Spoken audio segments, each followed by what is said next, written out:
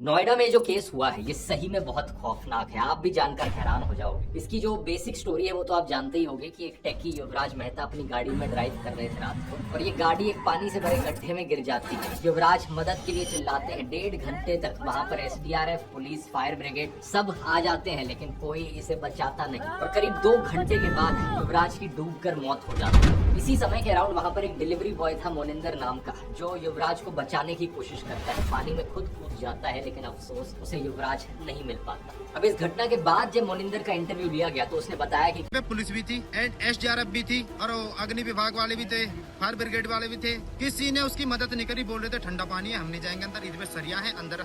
अब जब ये इंसिडेंट वायरल होने लगा, लोग सोशल मीडिया पर हल्ला मचाने लगे, सरकार से अकाउंटेबिलिटी डिमांड करने लगे, तो कुछ दिन बाद ये डिलीवरी बॉय मोनिंदर एक और स्टेटमेंट देते हैं। एक नया वीडियो जारी किया जाता है जिसमें ये बिल्कुल उल्टा बोलते हैं। 15 मिनटों के अंदर वहाँ पे पुलिस पहुंच गई। कुछ लोग मौजूद थे, उन्होंने पुलिस को कॉल की। 15 मिनट के अंदर पुलिस पहुंचने के बाद फिर कुछ देर बाद ही SDRF, NDRF, फायर ब्रिगेड सब ही समय पर पहुंच चुके थे। उन्होंने पूरी मशक्कत के बाद लगभग कुछ समय बाद ही उसे बहुत जल्दी रेस्क्यू कर लिया था लड़के। अब आप सोचोगे आखिर सच क्या है। मोनिंदर से जब एक और बार फिर पूछा गया तो उसने फाइनली हिम्मत जुटाकर हिंदुस्तान टाइम्स को सारा सच बता दिया। उसने बताया कि कैसे पुलिस ने उसे थाने बुलाया है, एक स्क्रिप्ट दी और जबरदस्ती पुलिस के फेवर में वीडियो रिकॉर्ड उससे करवाया गया। पुलिस ने उसे 4.5 घंटे तक पार्क में बिठा कर रखा था और धमकाते हुए कहा था 5-10 दिन के लिए गायब हो जा। केस तो 2-3 दिन में मीडिया से हट ही जाएगा लेकिन तू तो यही रहता है। सोचकर देखो दोस्तों, सरकार एक तो कितनी निकम्मी है कि बेसिक फैसिलिटीज तक सिटीजन को नहीं प्रोवाइड कर पा रही है, और दूसरा जब सच सामने आता है तो गुंडों की तरह बिहेव करते हैं सच को दबाने के लिए। मैं आपको बता दूं, जिस सड़क पर युवराज ड्राइव कर रहे थे उस सड़क का डिजाइन देखो।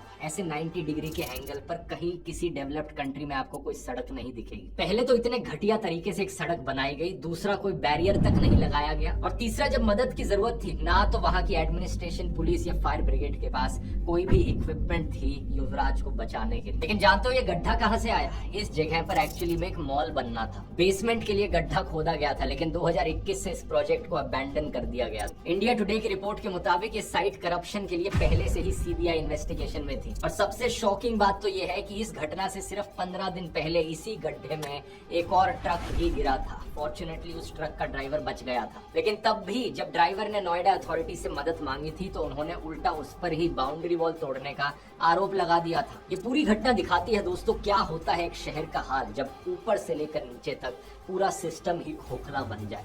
नोएडा में बीजेपी की ट्रिपल इंजन सरकार है, ऊपर से लेकर नीचे तक सब कुछ बीजेपी के कंट्रोल में है। यहाँ तक कि नोएडा की DM पता है कौन है? ज्ञानेश कुमार की बेटी।